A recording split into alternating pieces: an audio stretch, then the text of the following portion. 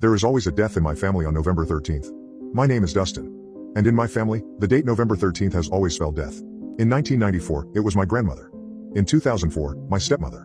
In 2014, my father. Every 10 years, like clockwork. Each death darker than the last.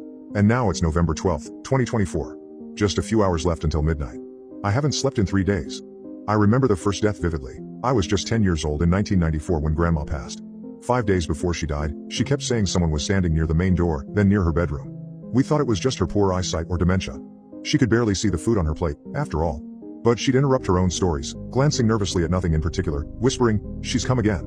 One night, while she was telling me her usual bedtime tale, she stopped mid-sentence, stared at the hallway, and started gasping for breath. I remember panicking, fetching water, calling her name, splashing her face.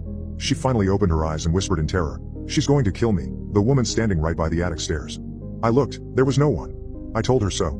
She said, "Look again. The glass of water will fall off the dresser." I turned back to look at her. "There's nothing happening, Grandma. The glass is right there."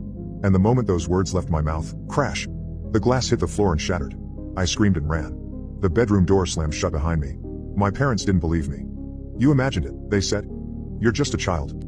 But I knew something terrible was coming. 2 days later, we found her body in the attic room, curled up in the far corner, her eyes and mouth wide open, frozen in fear. I was never the same again. By the time I was 20, life had drained any concept of normal from my soul. I came home from college one evening and rang the doorbell. No one opened the door. I used the spare key. The first thing I noticed was that the attic door, always shut, was slightly ajar. Inside, under the rafters where Grandma had died, sat my stepmother. Her back was rigid, and her face turned away. She was rocking slowly, muttering. I called her name. No response. I stepped in closer. Her skin was pale. Her lips quivered. Then she turned and whispered, "Your grandmother told me everything. She won't leave us alone. She'll kill us all." Over and over, like a chant. I tried pulling her away, but she felt impossibly heavy, like she had sunk into the floor itself. When I finally got her out of the attic room, the dresser inside rattled, then a glass flew off and shattered, just like before. She pushed me out, slammed the attic door shut, and locked it.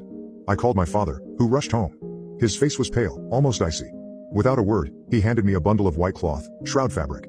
Then he walked to the closet, pulled out incense sticks, and murmured on the phone. "Yes, the strongest ones. Lavender base if possible." Then, to me, "Stay away from the attic. I'm going to break the door." I will never forget what I saw next. My stepmother, hunched under the slanted ceiling, was chewing on glass. Blood ran down her chin. She smiled at us. But her eyes were weeping. Before we could stop her, she slit her own throat with a glass shard. Blood sprayed across the walls. She bled out within minutes. The date? November 13th, 2004. My father arranged the funeral, forbidding me from going near her body. He tried to keep me safe. But no one can protect you from something like this. By 2014, as the next November approached, I lived in constant dread. Every creak in the house made me flip on